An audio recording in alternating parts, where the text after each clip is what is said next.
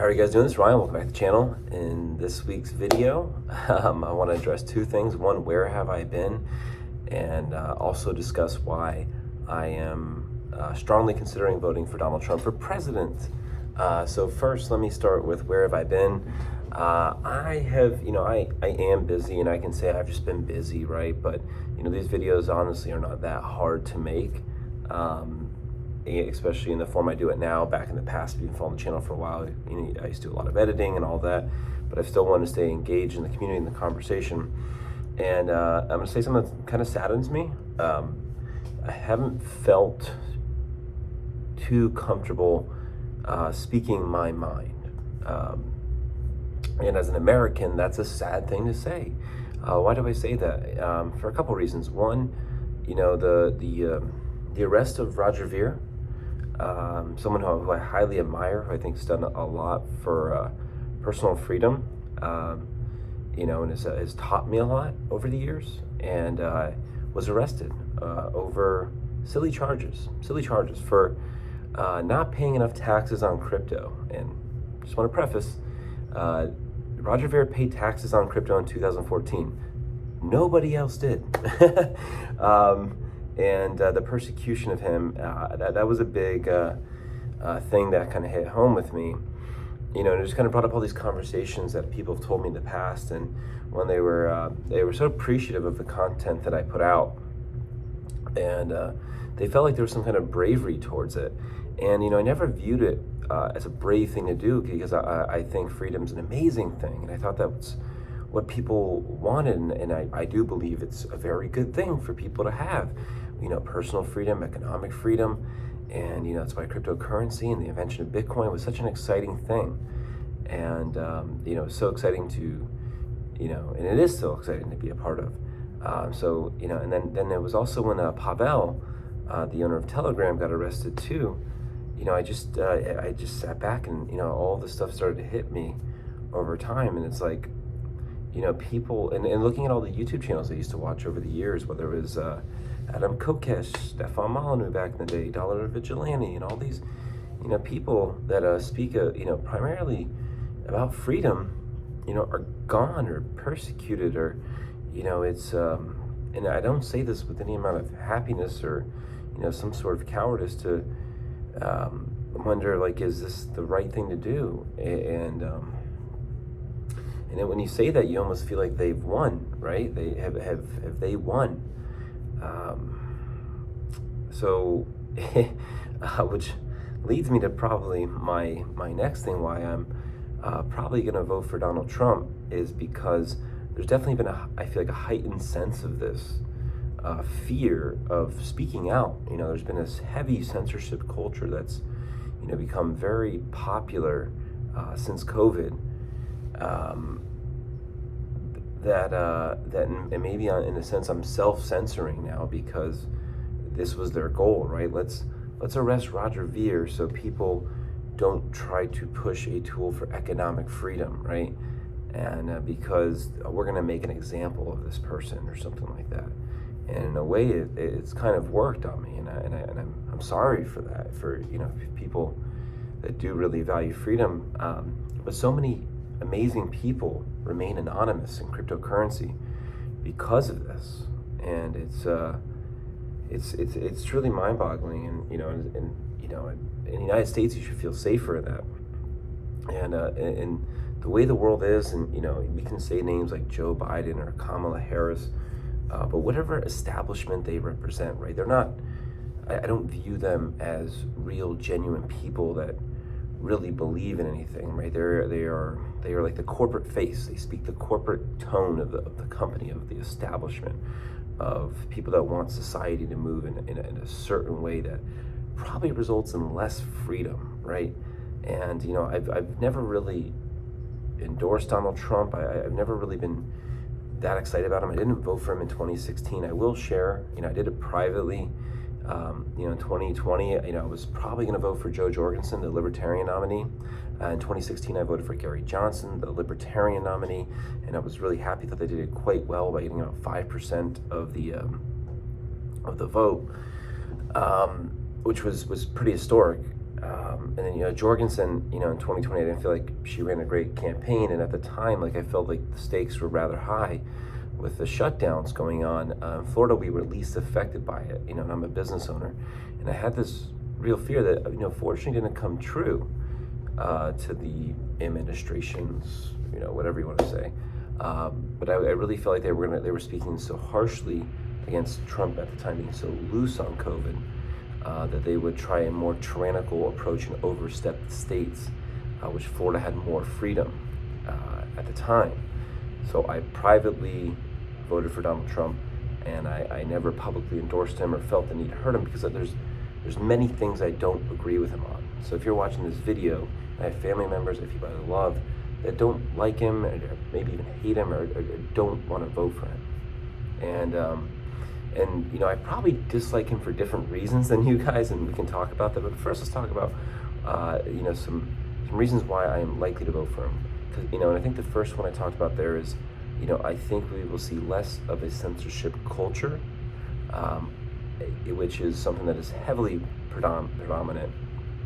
There's the major media. There's lots of information out there. Like Mark Zuckerberg put out a document and exposed that the Democratic Party, was, essentially trying to take control of Facebook's, content policies, and he pretty much said, hey, we're not doing that this time.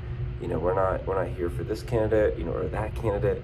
And I thought that was a good thing for Mark Zuckerberg. I was really happy with that. And then, you have Kamala Harris going out there and, kind of saying in a state, like, criticizing Twitter for, allowing certain speech to take place. And she said there needs to be some kind of common guideline for all these social platforms on how to regulate speech. We can criticize Zuckerberg for what he did, or YouTube, or any of these big social platforms.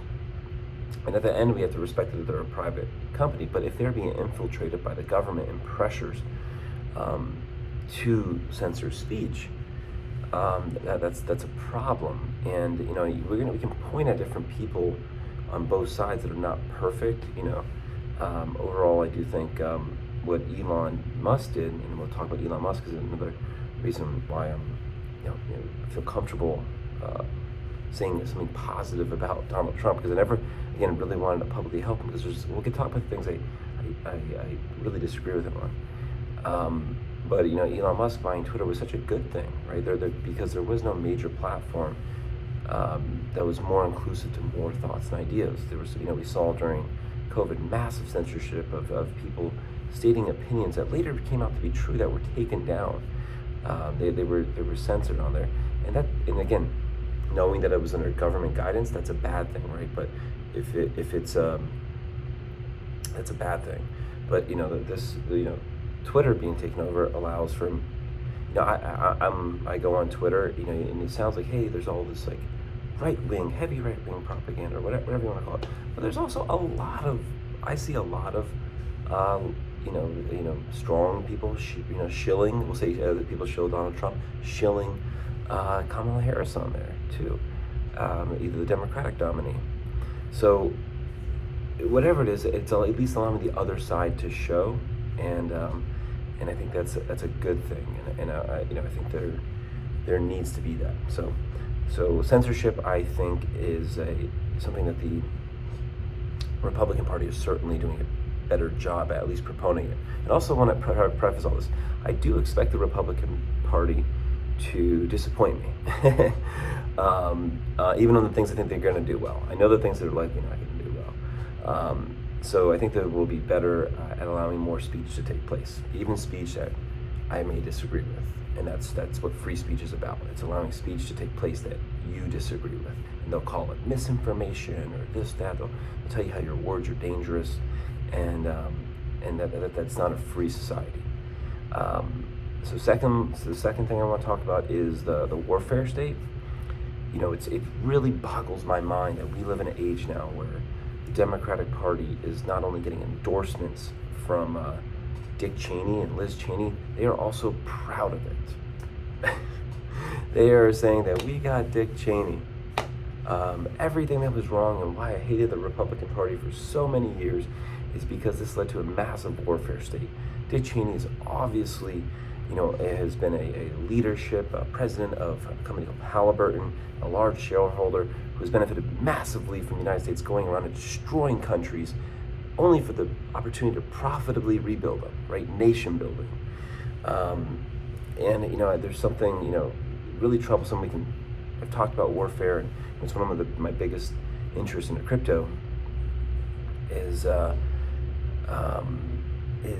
it allows for printing money not to take place. Printing money allows for warfare to always happen, right? So since the beginning of the central bank in 1913, we've been at war, right? And then we quickly got into World War I, World War II, Vietnam, and all that. It's something very interesting. They talk about, then because there's another side of this. There's actually people that don't have an issue with the warfare state because they think it's more beneficial for the United States to have an interventionist foreign policy. Where I've always been a fan of the Libertarian Party for championing a non-interventionist foreign policy. So we can disagree on that and have those ideas, and and the reason I'll just say my opinion, the biggest, and as I've listened to other people, why do you think we should have an interventionist foreign policy, right? So I've heard a couple things, right? So we should have an interventionist foreign policy because the world is better with a strong United States being out there, and they'll usually cite World War II, and it's probably the best example they have on why there was this crazy guy war leader out there. That we needed to stop. The world needed to stop this person that wanted to go around killing everyone, right? Sounds like a good thing to be a part of, but if you really dig into it deeper, that crazy maniac of a person was actually such a threat. It was because of World War I. The Treaty of Versailles allowed for these harsh, embarrassing, damages to be placed upon Germany, which led to massive inflation to be able to pay off these massive war debts. That allowed them to go to a radical, democratically elected radical figure to stand for a strong country after they're massively embarrassed on the world stage. So it was the intervention that led to a wild, horrible leader the world's ever seen. And then beyond that, show me where there's been good United States intervention. So if you're, I'm going to say you're wrong on World War II because I think it was interventionism that led to it. Where's there been good intervention since? And then you might hear people, because the current propaganda is set on Ukraine, right? As Kamala said, Ukraine's a small country, Russia's a big country, right? And I can make different videos about the inner politics of it, but the defense I've heard is that Putin is a madman and wants to take over Europe, almost like a Hitlerist conversation. The reason I don't believe it to be true at all, and I'm not for the war in Ukraine, is because when Hitler took Poland, he sent in 1.5 million troops. When Putin went into Ukraine, he sent 44,000 troops. You can take over a country possibly with something called the Blitzkrieg that he did with 1.5 million people. You can't take over a country of 40 million people with 44,000 people. So, again, non-interventionist foreign policy, those are a few reasons why I think it's more important to have a non-interventionist foreign policy. I think it'll lead to less bloodshed and more trade throughout nations, and more trade means more economic freedom and a better standard of living for everyone. And then if you look at the people that have endorsed, like the Republicans for Kamala, they are the neoconservatives. They are the really bad Republicans. The reason I've hated the Republican Party for most of my life. Then if you look at the people now that have come to the Republican Party now, is some of the best Democrats that I've liked. I've been a huge fan of Tulsi Gabbard, even as a Democrat. She's championed this foreign policy. She's championed free speech. She's gone now from endorsing Bernie Sanders to endorsing Donald Trump. Robert F. Kennedy Jr. Some people, I don't want to get into vaccines at the moment, but the guy, is a champion in the environment. Elon Musk, champion in the environment. The people doing some of the best environmental work in the world, leading to a cleaner world, and climate change is a big concern of the Democrats. Robert F. Kennedy cleaned up the Hudson River, something that was so disgusting. And he's allowed for what I believe, as libertarians, we believe in property rights. And when a corporation, again, I'm a capitalist, I'm a pro corporation guy, but when capitalists infringe on other people's property, he's done a very good job defending other people's property, in terms of the environment. And then, if we want to look at what he's championing is the issues with what his uncle and father went through. So JFK and RFK Jr., right? They were outsiders that got elected into the office and that were shaking up things with the United States foreign policy, with the CIA. They were highly critical of it, and he believes, and there's still, the JFK documents have not been fully released because there was probably likely American collusion that led to the assassination of our country's president. But we don't have that information yet, but he believes that. And JFK, I think, symbolizes a lot of Americans' best, especially from the baby boomer generation, that we were reining back the foreign policy. He was a capitalist. He would always say his famous quote is, "A rising tide lifts all boats," and that's a very pro free market thing to say. They championed civil liberties, that led to good things that came out of the civil rights movement, which was really great. So you have the neoconservatives going to the Democrats. You have Elon Musk, the Thomas Edison of our time, the Tulsi Gabbard, one of the champions on foreign policy, certainly, that I've been a fan of, RFK Jr., who's held corporations and been good for the environment. So there's all these, super talented people that, we're Democrats, that would make me actually vote Democrat, potentially, if these things were happening over there. If there was a strong neoconservative in the Republican Party, and then you had these free speech people and anti-war people in the Democratic Party, I would vote for the Democrats. This is not a partisan thing. It's very little to do with the individuals, right? It's the policies and the ideas that I think are, important, and that were libertarian champion ideas, which I want to shout out Ron Paul, who made these things popular. That's why I felt like it was a good thing to vote for the Libertarian Party for so many years, and it breaks my heart not to do it now, is because we got 5% of the vote in 2016. That's the difference in an election, and that's what has allowed, I think, the Republican Party has done well at attracting it. Now, how will they legislate? Again, I'm sure they will let me down on many fronts.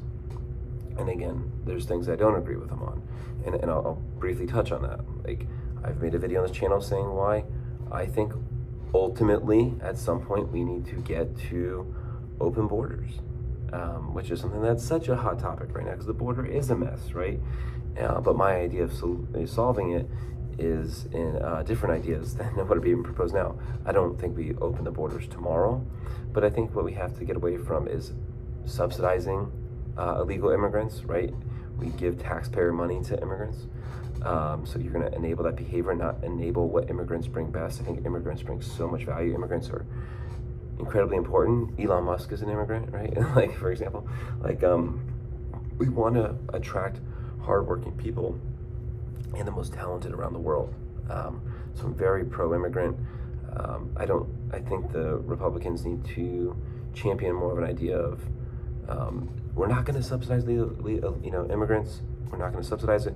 We want to be inviting to the world, and I think they could do that better. Also, tariffs. I don't think tariffs is a good long-term economic solution, right? So we look at countries we have a trade surplus with and a trade deficit. So the idea that I think is becoming popular now is to tariff countries that we have deficits with to overturn that. That's one way to solve it, but there are repercussions from that. That will lead to higher costs. Then you can say, well, it's going to create more jobs, and at the end, it's not. I think there will be unintended consequences that will not be the best result. I think the best result is to lower the cost to live in America, and you can do that through multiple ways. Lowering the regulatory load, which I do think the Republicans are much likely to do. You can also you lower the taxes. If you want to compete globally, you have to, if you're making it so expensive to create a product here because of high regulation, high taxes, you are going to fall into situations where you are buying more from a country that may have less regulatory, right? And we can talk about China, where they lack a lot of what we might call moral regulations, and we can talk through those different ideas. But again, this video is so broad horizon on why, I don't think there's anything really attractive about the Democratic Party right now. And while I can point to some positive things about the Republican Party, and also the Libertarian Party is really lacking a strong libertarian leader. And I love to see that get championed back. I don't know who that libertarian leader is going to be, but we'll see. Again, I think America will be much better off with the current Republican nominee. And then, I'm not going to touch abortion with a 10-foot pole. I think it's a very emotionally raptured thing. It's something that you can listen to both sides' views on and just say, hey, there is now states' rights. If you feel this state's got it right or that state's got it right, when we talk about the notion of America being, pro freedom in the sense of, we'll protect your speech, we'll protect your property, and that will lead to freedom. What is your property? When does the baby have property rights in a sense or not? That I'm not going to touch that. It's too emotionally close to people. I don't think it should be the only voting decision. Again, it's a states' rights issue, and there's much better things that'll lead to the quality of your life being better, with having a world where speech is more allowed, less warfare will take place, and then I do think it'll be a more friendly business environment. And then the last thing I'll talk about was probably the thing that got me motivated to make this video is when Elon Musk said the other night he wants to create DOGE, Department of Government Efficiency, and how he plans to cut $2 trillion off the federal budget. That got me really excited. Because that $2 trillion is almost the excess in what the United States spends more than it brings in. So every year we go into debt, at least $2 trillion. So cutting it would end the yearly deficit, and that's a tax. That causes that if that could be done, and Trump did not do it in his first administration, but at least they're saying they are willing to do these kind of cuts. I think cutting is the solution. I don't think taxing is the solution. Cutting will allow for the cost of living to stop going up so exponentially. And that is why you watching this video in America are getting poorer. It's because the government spends more than it brings in. Two things with that. Democrats think they can tax their way out of it. You're not going to be able to come up with, you're going to take that out of the economy from the productive to pay off debt. You grow your way. If a company, you can't just take from it. We need to cut spending and find a way to grow the economy, which is through less taxation. So you're gonna, I think that is a better solution than taxing your way through it. And I don't believe in taxes either, but I don't believe they're moral. And I had another thought of that. Sorry, this video is about 23 minutes long. I've been having a lot of these ideas I've wanted to share, so I'm sure it'll come to me after this video. But if you let me know how you think, please try to approach this video with logic rather than emotions. Politics can be a very emotional thing for people. I don't view it as emotionally. I have a set of ideas that I like, and I felt comfortable championing for a long time, and in the last few months I have not felt as comfortable publicly championing these ideas, and that's very sad. And that's because we are living in a more tyrannical state than I prefer, and that is being championed by the current administration that is running for re-election. And then we'll see how it goes. So let me know your thoughts and comments down in the comment section. Yeah, vote for whoever you think best, represents your ideas. And yeah, if there are specific policy ideas that you think one person will do better than the other, that's based on policy, share that. I try to look at information and make my own decision, as should you. I'm not here telling you who to vote for. Thank you so much for watching.